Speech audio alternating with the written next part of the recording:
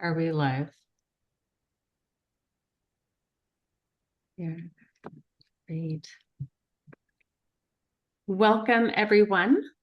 My name is Shannon Spurlock, and I'm a Senior Engagement Specialist with the Pacific Institute, and today I will serve as your moderator. We're excited to have you with us as you've joined our webinar, The Untapped Potential of Municipal and Industrial Water Efficiency in the United States. A newly released Pacific Institute study reveals a major opportunity.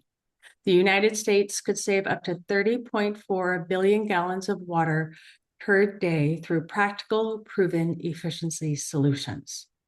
Our speakers from the Pacific Institute and the San Antonio Water System will walk through the findings and what they mean for communities, utilities, and policymakers nationwide.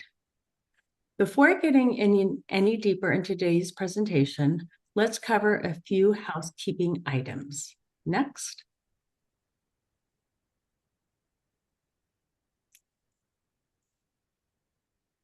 First of all, this session is being recorded, and all participants except panelists are automatically muted.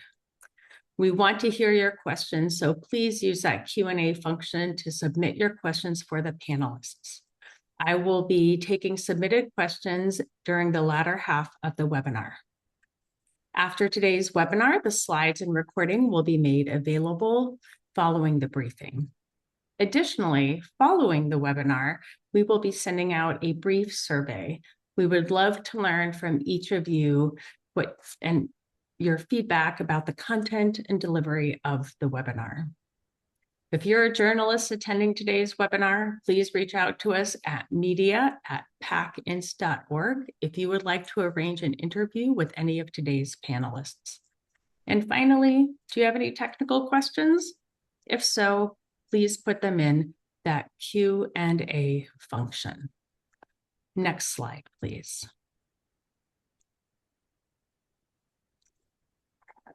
The report that we are highlighting today, The Untapped Potential and an Assessment of Municipal and Industrial Water Efficiency in the United States, is the latest installation of a national three-part assessment which seeks to understand the ways in which alternative water supplies can contribute to water resilience across the United States. Last year, we released our stormwater assessment.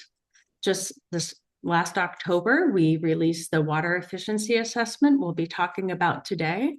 And in late spring of next year, you can be on the lookout for the National Municipal Wastewater Assessment as well. Next slide, please. So now I would like to introduce you to today's presenters, and this is my true pleasure to introduce you to Dr. Sonali Abraham, Dr. Brooke Burhanu, and Heather Cooley from the Pacific Institute.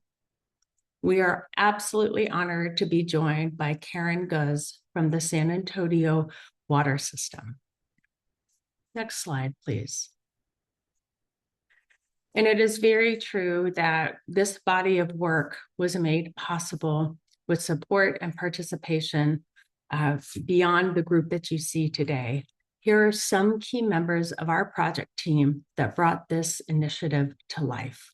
Jessica Deary, Dr. Peter Glick, Chris Hancock, and Tiffany Curry from the Pacific Institute. And finally, when we think about today's report, we greatly benefited from the time, talent, and input from an advisory group with expertise in water use and efficiency, and they span across the United States and across sectors. This is a list of our advisory group, which gave generously of their time to guide this effort.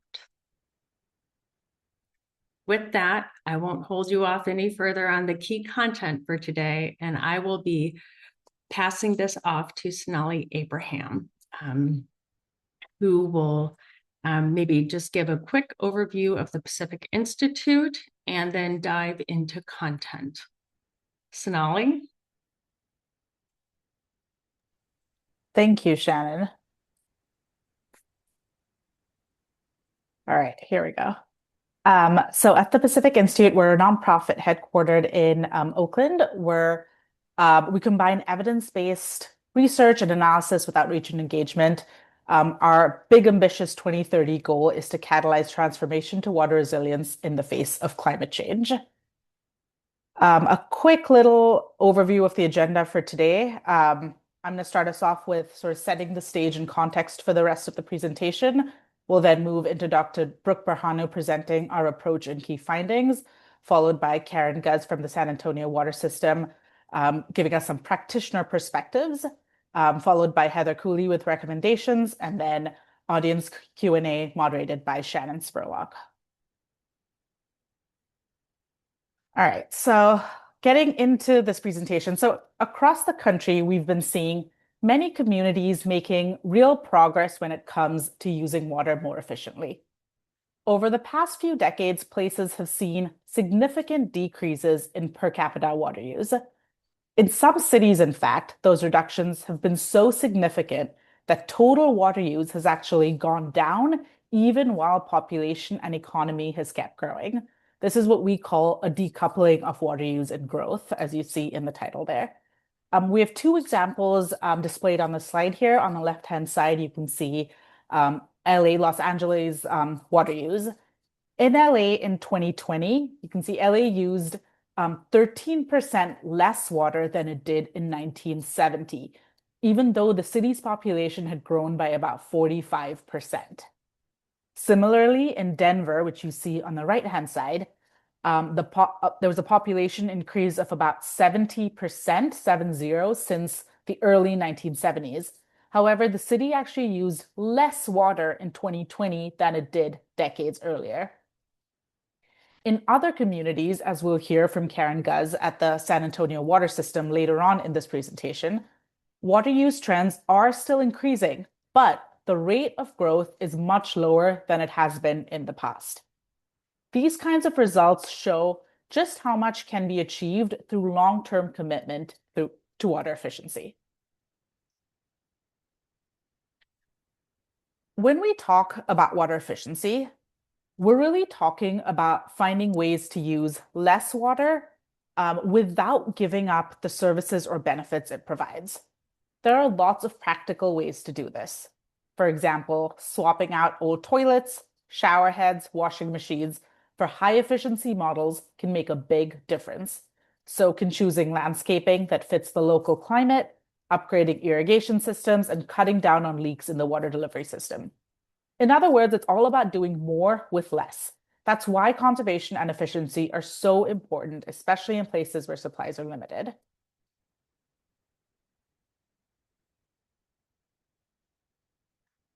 The benefits, however, go way beyond just making sure we have enough water to go around.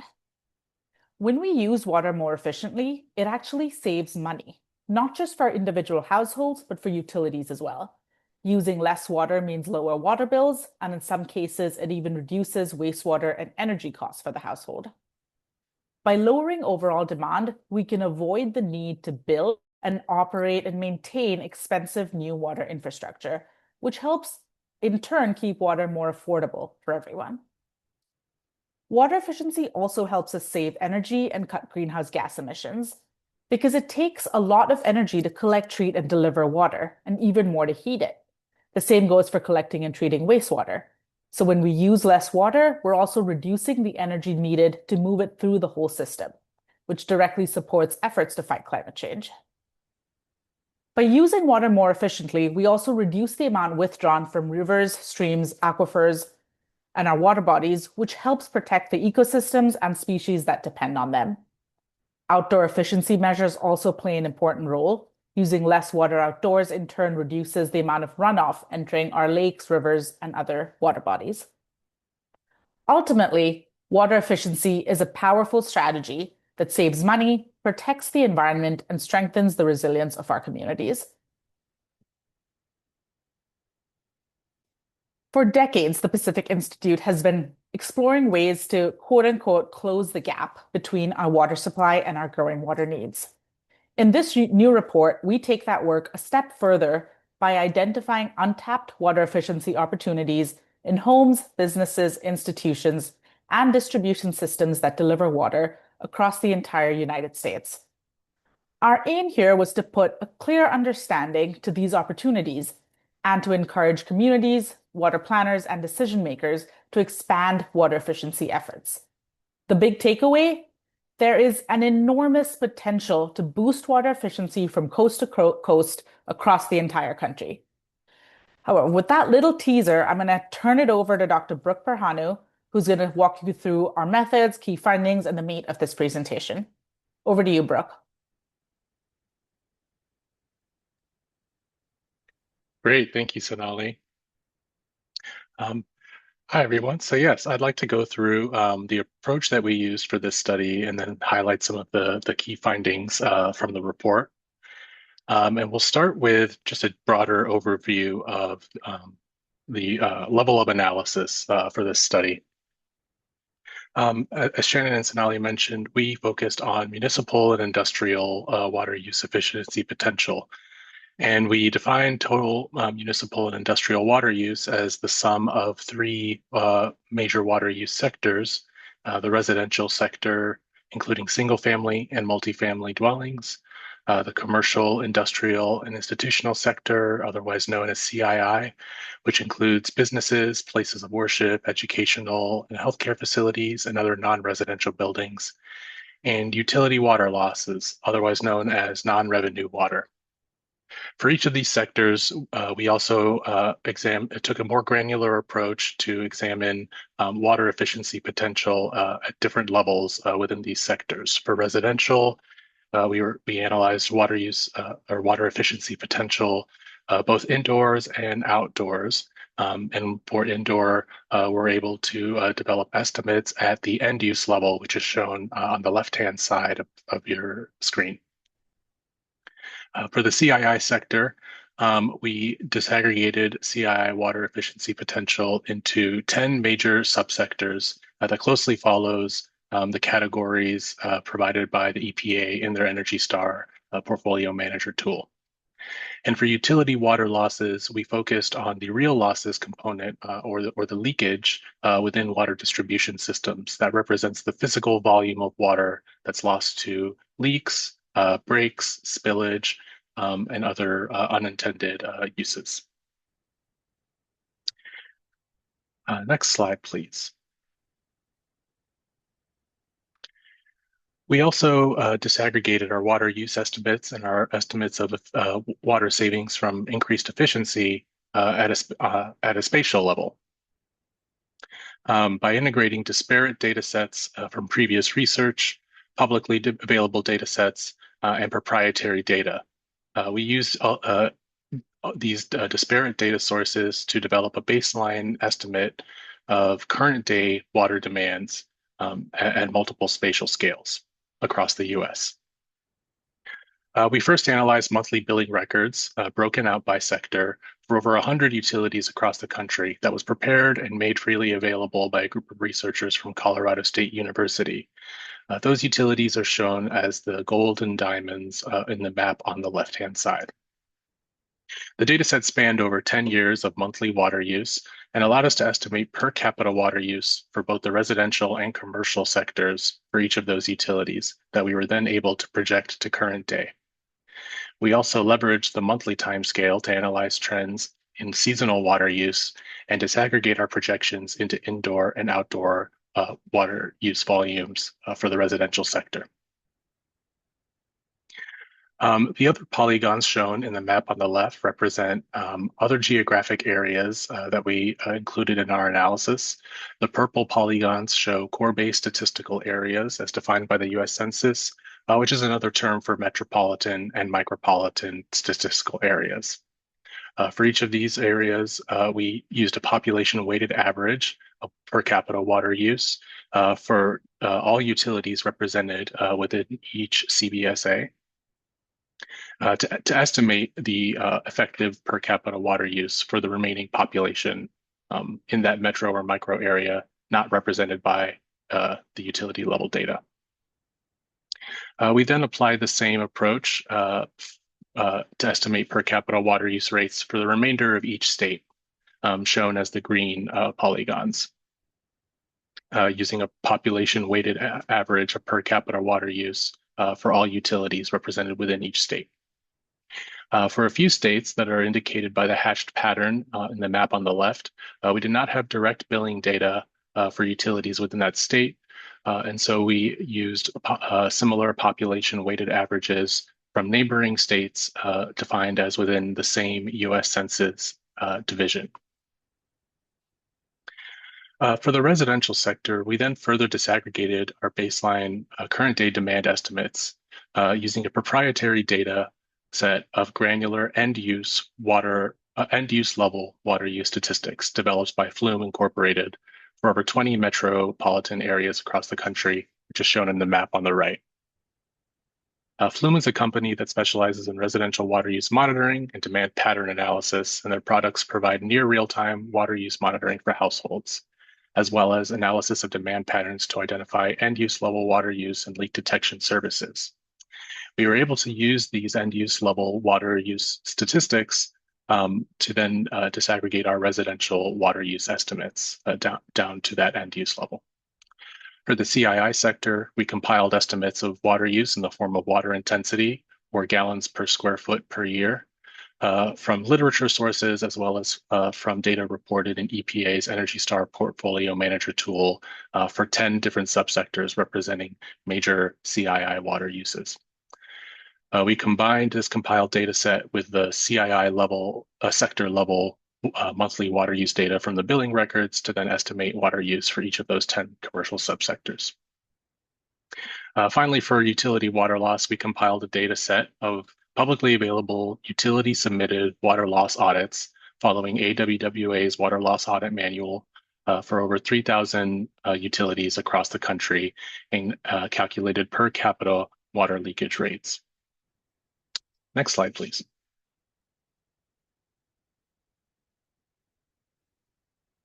Once we estimated baseline demands for the entire US, the next step was to estimate the efficiency potential for each of these water use sectors. We developed 3 efficiency scenarios that represent increasingly ambitious water savings opportunities, which we call the basic efficiency, high efficiency, and leading edge efficiency scenarios, shown on the screen from left to right. I'll now go through each sector one by one and describe the assumptions that informs each of these efficiency scenarios. For the residential indoor water use, the basic efficiency scenario focuses on adopting water using devices such as fixtures and appliances that meet current federal standards. And therefore, water savings are generated by replacing devices that are that do not meet current federal standards with those that do. In the high efficiency sector, we go one step further and estimate the water savings that would come from adoption of devices, fixtures, and appliances that not only meet current federal standards, but then also meet minimum criteria for WaterSense and Energy Star certification. And finally, in the leading edge efficiency scenario, we apply the same adoption rules, this time adopting devices, fixtures, and appliances that not only meet the minimum criteria for WaterSense and Energy Star certification, but actually represent the best performing, best available technologies for each of those certification systems. For residential outdoor, the basic efficiency scenario represents water savings that come from eliminating over-irrigation or irrigation that is delivered in excess of what a typical turf landscape needs based on monthly rates of evaporation and evapotranspiration and precipitation. In the high efficiency scenario, we then extend our water savings assumptions to estimate the resulting water demands from a landscape that would have equivalent watering needs as a landscape that features medium water use plants and a moderately efficient irrigation system.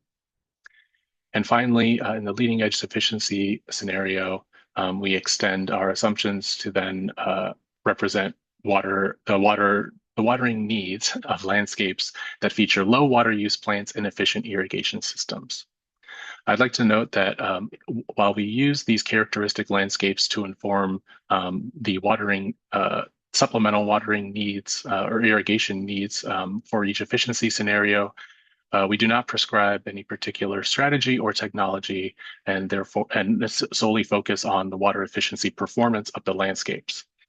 Therefore, those water use rates can be met via a variety of strategies that do not necessarily require landscape transformation or other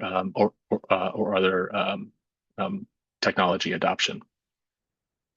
For the CII and water loss sector, we applied a similar performance-based approach using performance benchmarks derived from the EPA's Energy Star Portfolio Manager tool for the CII sector, and from the compiled water loss data set of water loss audits for the utility water loss sector.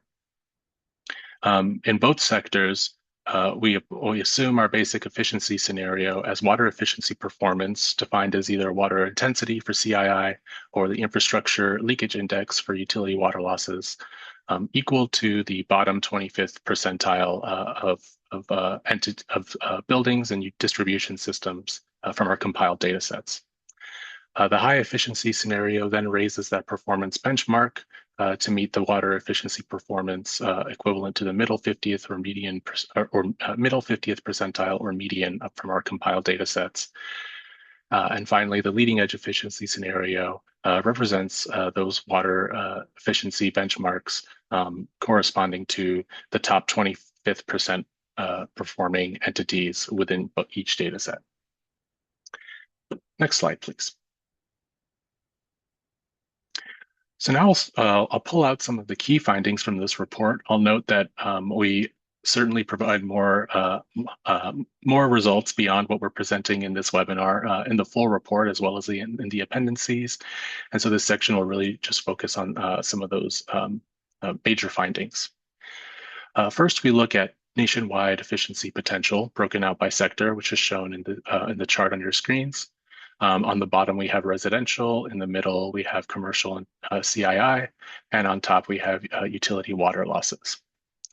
In the basic efficiency scenarios, we see savings roughly corresponding to 14 million acre-feet per year. That translates to up to a 25% reduction from current day water demands with water efficiency savings across all three sectors realized. Those savings increase all the way up to 23.5 million acre-feet per year in the high efficiency scenario and 34.1 million acre-feet per year in the leading edge efficiency scenario, which represents up to a 60% reduction from current day water demands. I should note that our analysis assumes 100% uptake of the efficiency strategies that I previously described, and therefore represents an upper limit of water savings that are possible through improved water efficiency. I'll also note that savings are found in every sector across all three scenarios. Although as we go into more increasingly ambitious efficiency scenarios, we see that the CII sector in particular makes up a larger share of nationwide savings potential compared to the basic efficiency scenario. Next slide, please. For the residential sector, we found that water savings are possible both inside and outside the home. And this chart shows the water savings volume for the residential sector broken out by outdoor water use on the very bottom of each bar, and then indoor water end uses on top. What we find is that in the basic efficiency scenario, the outdoor water use makes up the majority of water use savings in the residential sector. Although as we move towards more efficient or higher efficiency levels, we see that the availability of advanced technologies for indoor water use translates to a much larger indoor water use potential as a percentage of the total residential water use potential. This finding really points to the progress being made in technologies on an ongoing basis, as well as the remaining potential from adopting technologies that are the best available for their corresponding end use categories. Next slide, please. This series of maps shows the spatial disaggregation of residential outdoor water savings at the state level in terms of the percentage reduction from current day water demands. What we found was that while water savings are found in nearly every state, the highest potential is found in states along both the east and west coasts, as well as in the southeastern region of the country. Interestingly enough, when looking at the monthly water savings potential time series, we found that the majority of water savings are actually found in the shoulder months of the irrigation system, meaning the early spring and late fall, and not necessarily in the summer peak irrigation season. This finding points to opportunities for changing irrigation practices as a means to realize residential outdoor water savings as a key strategy. Next slide, please. In the CII sector, we found that the bulk of water savings are mostly found in food service and office establishments across all three scenarios, and predominantly so in the basic efficiency scenario. As efficiency level increases, however, we find that water savings become more apparent across all subsectors that we analyzed within the CII sector. This chart shows the average annual water savings for each color-coded by subsector in order from largest savings potential on the bottom of each bar to smallest savings potential on the top, ordered in the basic efficiency scenario. As we move into higher levels of efficiency, we also find that healthcare provides opportunities for significant water savings. Next slide, please. And finally, for utility water losses, we similarly find opportunities for water savings across the country. However, with a much more apparent geographic trend. We find that the majority of water savings are found in the eastern half of the US compared to more western states. And this result is somewhat intuitive, given that water distribution systems in the eastern half of the US tend to be older than their western counterparts, and therefore may have infrastructure that could be more prone to leaks and breaks. Next slide, please. So before I turn it over to Karen to give her perspective as a practitioner, I'd like to also highlight three case examples that we feature in the report that discuss innovative approaches to extending water efficiency beyond the strategies that we discussed today and analyzed in our report. Those three strategies are proactive approaches to utility water loss control, whole home efficiency certification systems that combine end use level certification with in a broader context for home buying decisions, as well as strategies related to reducing structural and behavioral waste in water use. And structural and behavioral waste are terms that represent the water waste or inefficient water use that is baked into some of our into the design of some of our buildings through plumbing systems, locations and placement of hot water heaters, and other factors, and represent more of a design and behavioral approach to water efficiency. So just to recap, we found that water efficiency improvements can reduce current day water demands by anywhere from 14 to 34 million acre-feet per year. And that represents demand reductions ranging from 25% in the basic efficiency scenario to up to 60% in the leading edge efficiency scenario with more ambitious efforts. And we also found that water savings are possible in every state and across all sectors, which really points to the diversity of opportunities available for decision makers and communities wishing to go further in their water efficiency journeys.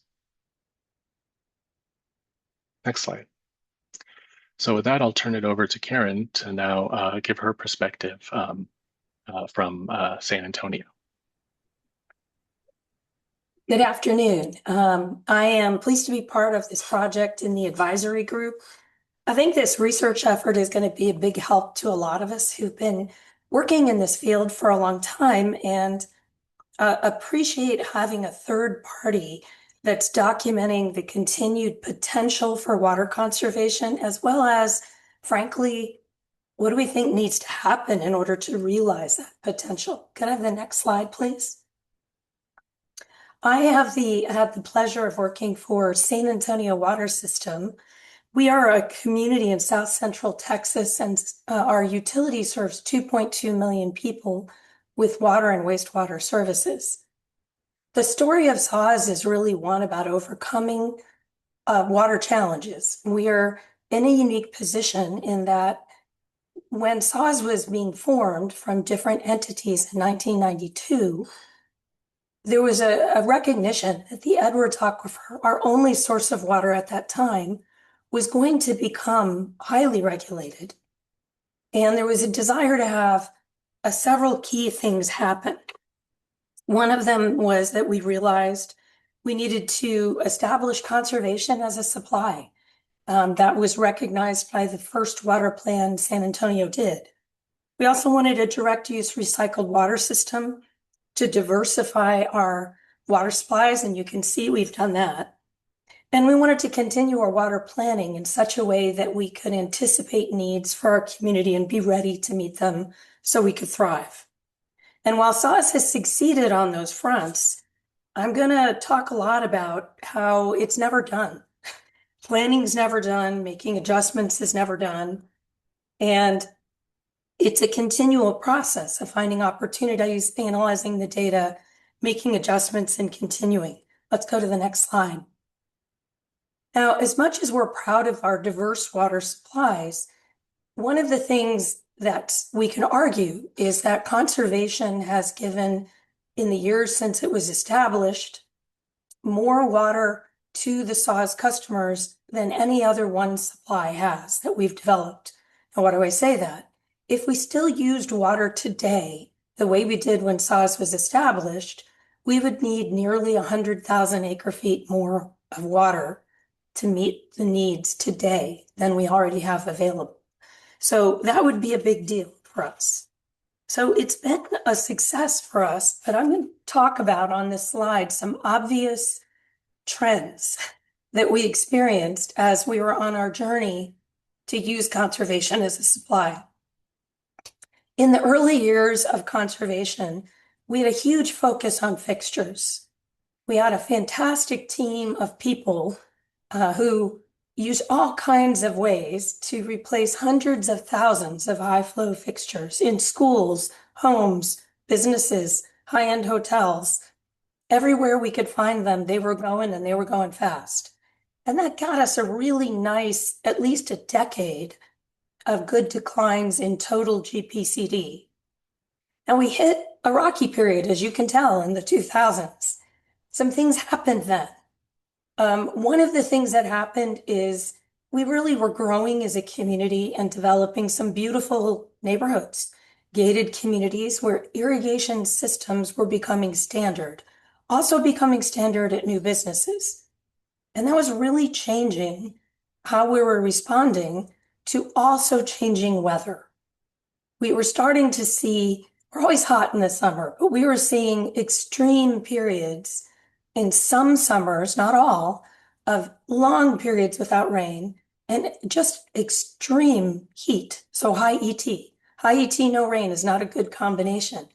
So those irrigation systems were helping people try to keep up with that. And you can see the volatility in total GPCD, swings of up to 20 GPCD. Now, to put that in perspective, if we were still seeing those swings in GPCD, that's a swing in 40,000 acre-feet, 1 year to the next, of what you need to meet customer demand. It's just not a sustainable business model in terms of coming up with rates that make sense, managing infrastructure planning, and planning supply. So as we were approaching this time period, we really had to look at where is that coming from? What can we do about it? And it was doubling down on education, incentives, and reasonable regulations, but with more of a focus on how to manage landscapes in our unique climate, soils, and volatile weather. How do we help people be happy with a landscape that looks good when it's raining a lot in the summer? You can see which years those were, and when it stops. We had some really good success. We pretty much declared victory over high flow fixtures in terms of incentives, and we had another 10 years up until 2022 and 2023 with nice gradual reductions in per capita. When once again, the weather became more extreme and reminded us that things change. And what we've always done is not always going to work. We have a lot of years when we're in drought regulations. For perspective, we're currently in the 6th consecutive year of severe drought in San Antonio and facing about a 40% cut in those Edward supplies. So when we have an uptick of 10 GPCD like you see in 2022 and 2023, that's a problem. And that occurred at a time when we were updating our water conservation plan and we were updating our water management plan. So let's go to the next slide. So we really needed to talk about what are we already doing? This shows 2024, but aside from our new relatively new leak alerts, we have a pretty robust and well-funded conservation program that we could document generally with saving 1.7 billion gallons of water a year through education incentives and reasonable regulations. Lots of incentives, lots of education and outreach to bring people on board. Lots of what we call reasonable regulations that we also document is working. But drought was causing us to see people trying to keep up with that and not necessarily all customers being on board. We really needed to look hard at the data to determine where did that uptick in water use go? Where did it come from? It was 1/3 from record-breaking main breaks and 2/3 from increases in demand, primarily from a small percentage of our customers. Let's go to the next slide. Now, what we were in the middle of doing was analyzing forecasted demand. And we didn't use exactly the same terms that Brooke did, but in a way, it's very similar to his description of, I think he was using the term basic conservation measures, and then I think it was intermediate ones, and then more advanced ones. So we looked at if we continue doing what we're already doing, we get savings, but not as much as we thought we'd need, and we would not mitigate those extreme ET and lack of rain years that we were getting. We looked at, let's take advantage of everything we can with AMI. It would help, still not get us to what we want in our long-term drop in total GPCD. Then we looked hard at advanced options. Where do we get to making sure that we're really optimizing our options on the outdoor, have the best possible irrigation systems, best landscapes we can have, and let's enforce it by saws. So that was a big conversation to say, are we willing to do all of that? Because that means more people, more resources, more community conversations. Let's go to the next slide. And so the good news is that when we talked about all of those options and we forecasted that out, we thought that yes, we could make it work. We could get back on track. The long story short is that SAWS and our community, after about nearly 100 community presentations, a lot of discussions within SAWS leadership, we went for it. We said, we're going to do all of these measures. We're going to update our drought plan, our enforcement mechanisms. And we got, with just 6 months of that in 2024 in place, we got down to 114 from where we were at a 120 the year prior. So we think that this is getting us on the right track. We expect to be closer to 112 for 2025. A key note that I won't go into a lot of detail on is that we didn't only focus on our customers. SAWS also made heroic efforts to increase our ability to get at those main breaks faster than ever before. And we are also realizing gains from these incredible efforts at more analytics, faster main break repair than we've ever been able to do before. So let's go to the next slide. So sort of where we are on that without touching base on all these things, this is what our view of this advanced idea is. Are we optimizing everything we can get out of the AMI? We call it Connect H2O at SAWS. I got a few things in red that are still in progress that we're working on, but we're not just doing leak alerts, we're enhancing our programs. We're using it to help us stay on track with drought. We are taking on irrigation system plan reviews and inspections as a SAWS function, not relying on the city. That's a big deal. We had to increase our staffing by about 20% to take on all of this. We have a lot of new things still in the works that are very much about, are we looking at subsegments of our customers and looking for the best opportunities in CII? Are we understanding the patterns? Are we making sure that we're evaluating everything as we go along? Let's go to the next slide. And so there are some themes, I think, in what we are seeing that really fit well with the Pacific Institute's findings.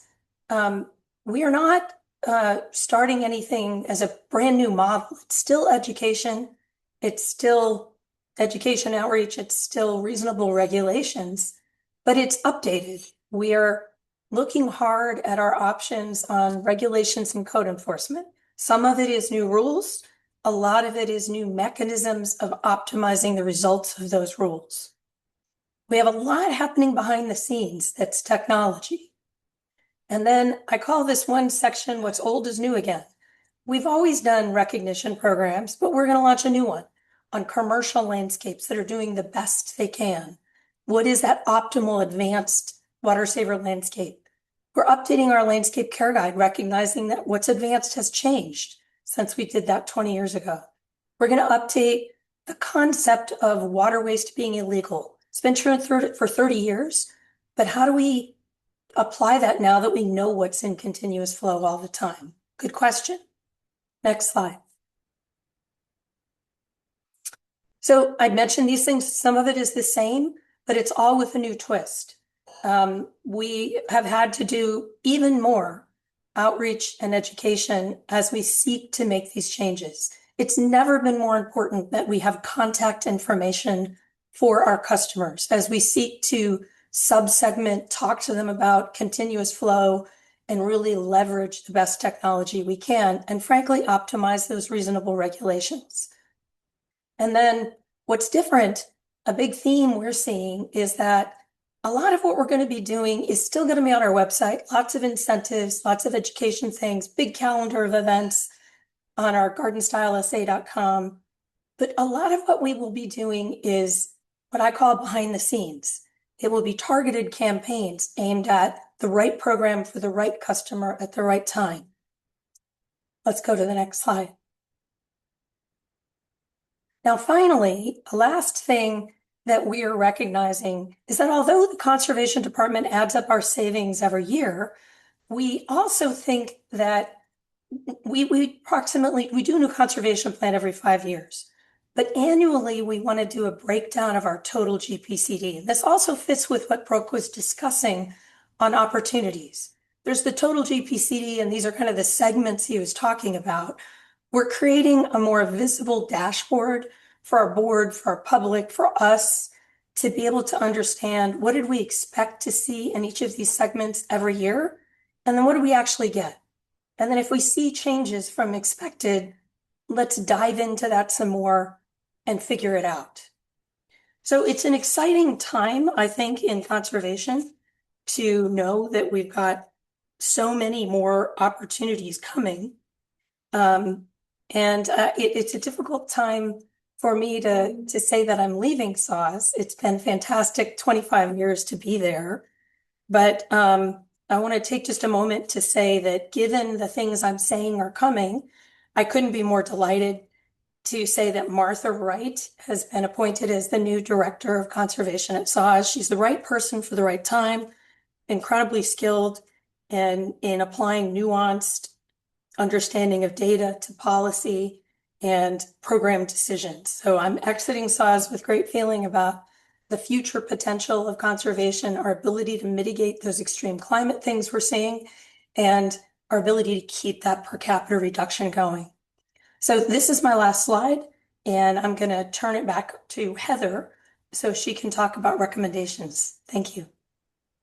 Great. Thank you, Karen. And thank you for all of your work, important work in this space, and continue to look forward to working with Martha in her new role.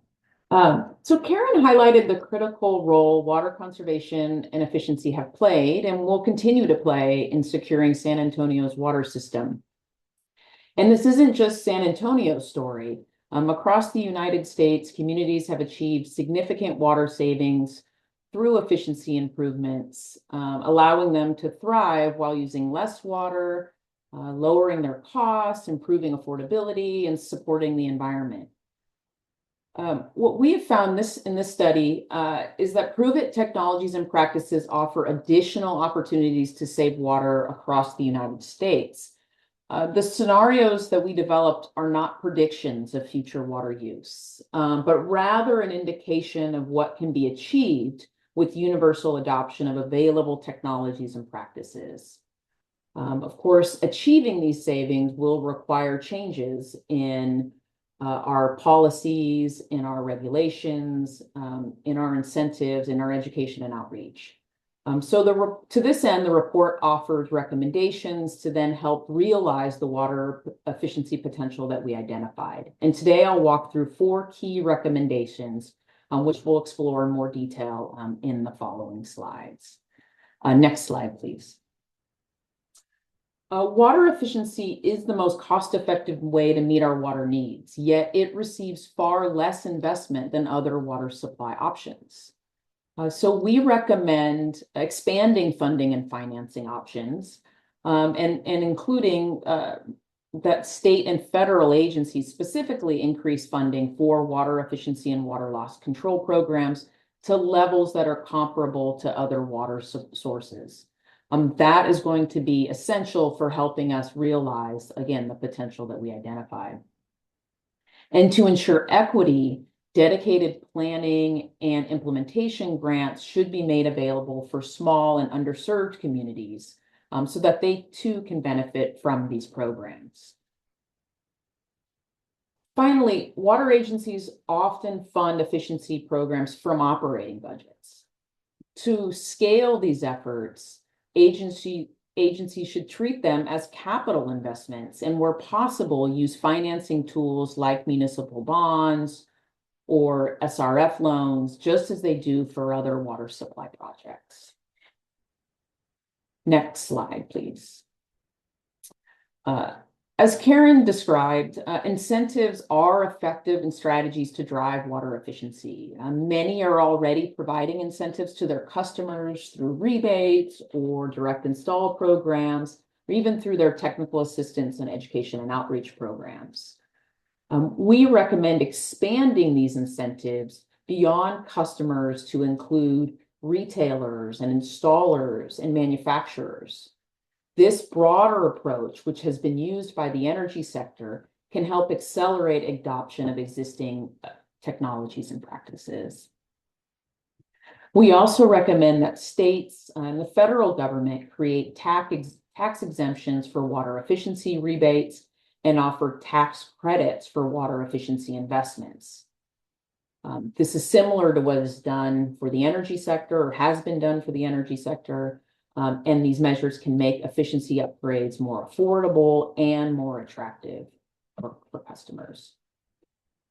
Finally, the EPA's WaterSense program has been instrumental in helping consumers identify high-performing water-efficient devices. Given its success, we strongly recommend continued federal support for WaterSense. Next slide, please. Standards and codes have played a critical role in driving water savings for homes and businesses. The standards and codes that were adopted at the federal level in the 1990s continue to provide benefits for communities. We recommend updating standards and codes for appliance and fixtures to align with WaterSense criteria. But we shouldn't stop there. State standards should also address landscapes and water loss, which, as our study has shown, offers significant savings opportunities in many regions. Finally, we recommend that states and municipalities require and provide training for IAPMO's water demand calculator to help right-size plumbing. This would reduce structural water waste, lower construction costs, and improve water quality for homes. And there are efforts underway to develop a similar system for commercial, industrial, and institutional sectors. Next slide, please. Building on these recommendations, it's important to remember that effective management starts with accurate measurement. As the old adage says, you can't manage what you don't measure, which underscores the need for robust data collection and reporting. We recommend expanding data collection and monitoring to guide water efficiency investments and improve planning and forecasting. This includes a consistent approach for tracking water use. National organizations should develop a standard for framework for collecting and reporting utility level data. This is some of the data that we were able to use in this study, and more data will help us know more. It would help us and allow for benchmarking and performance comparisons within and across regions. Finally, there are major data gaps in our understanding of commercial, industrial, and institutional water use, and as shown by our study, major opportunities to save water. To begin closing those gaps, we recommend states adopt a standardized classification system for CII users based on EPA's Energy Star Portfolio Manager. This will provide information for benchmarking and help to target efficiency efforts to the greatest opportunities for saving water. Next slide, please. Finally, I'd like to thank the project team for their incredible work in completing this important study, and to all of you for taking the time today to learn about it. At the end of the webinar, we'll share a short survey and would greatly appreciate your feedback. We'll also be posting this webinar and sending it out to all that registered. If you found this information valuable, please consider sharing it with your network and engaging with us on social media. And if you'd like to learn more about this study or our other work, please visit our website. You can download this study and all of our other publications at no cost. And you can also sign up for our newsletter and sort of stay in the know on what we're up to. So now I'll turn it over to Shannon to moderate the Q&A session. Thank you. Great. Thank you so much, Heather. Well, we have quite a few questions coming in, and I am excited to share those with our panelists and get some conversation generated around these questions. So as we come back on here, we will start off with our very first, with a question. Will the Pacific Institute be looking at the economics of conservation and water loss reduction? The technical potential reduction, it's important, but how do the comparative economics look? I can jump in on that one, Shannon. That is a fantastic question, right? There's all this opportunity. What's it cost? And in many cases, it really depends on local opportunities, what alternative water supplies are, and those vary pretty dramatically from region to region. So I do think one of the things we would recommend is that communities look exactly at that. How do these compare for their community? We have done some work on this topic for California. We've done work looking at the potential for California, and that, in fact, was the first question we received. It was funny to see it as one of the first questions posted here. In the study, and Sonali was a co-author, I think, on this as well. We looked at what the cost was, and we found that the water efficiency improvements were far more cost-effective than the other water supply options. And we looked at recycled water. We even looked at stormwater capture. We looked at both brackish and seawater desalination. There is a cost for efficiency. I don't want to say that it's free, These are investments, but what we find if you look over the life of the device, that the savings that you achieve are, again, cost effective compared to other water supplies, particularly for those measures that save hot water, where there are energy savings associated with it. Those can make many of these measures very cost effective. I don't know if there are any other panelists want to chime in on that. I think it's been pretty broadly true for a lot of places doing water efficiency investments, that if they look at their avoided cost, however that's contemplated, is it the cost of the next new water supply? That's a popular way to look at it, kind of like Heather just suggested, that it is generally possible to save water at a lower cost than new water supplies. So doesn't mean that's the only thing you do, but it does make it a good business proposition for a lot of communities. Great. Thank you. So we'll, the next question I will ask is, Karen, I'm going to ask you to kick this question off because someone wants to know, how can municipalities make use of this information? Should this person forward the report to their city council, to their governing board? How can this report be put to use at the municipal level? Well, I will tell you, had I had it when we were doing our new conservation plan, it would have really segued perfectly into our looking at different opportunities. We looked at what we were thinking of as what we're already doing, next level of investment, and then advanced. And so it helps to have a third party really suggesting that there are opportunities every way that you may want to do it. If for your community it's fixtures and indoor, there are definitely opportunities there. And this is a third party also reinforcing what you are probably making a business case for. So to me, that's one of the best takeaways from this work, is the respect people have for the Pacific Institute and the rigor of the work that was done, that helps those of us who are making the case locally to say somebody else is saying the same thing in a very similar way. Thank you. And I will add, it is our hope that I would love for you to share it with colleagues. And it is our hope, to demonstrate, this is a national study, right? And so we have to use data sets that are available nationally. But, we think it important that communities also look at what the opportunities are for their communities using local data and information. But what I think this study does demonstrate is that there are significant opportunities remaining. And part of that's because we have new technologies and practices on the market that we didn't have in the past, and they perform really, really well. And so there are new opportunities available that can be developed, and that this can really help reduce pressure on water supply and allow communities to be more resilient to some of the issues and challenges, Karen, that you touched on, and others that may be experiencing in their local area. So it can play, I think, a meaningful role for water management. And, local analysis is really important in trying to drive that, I think, home.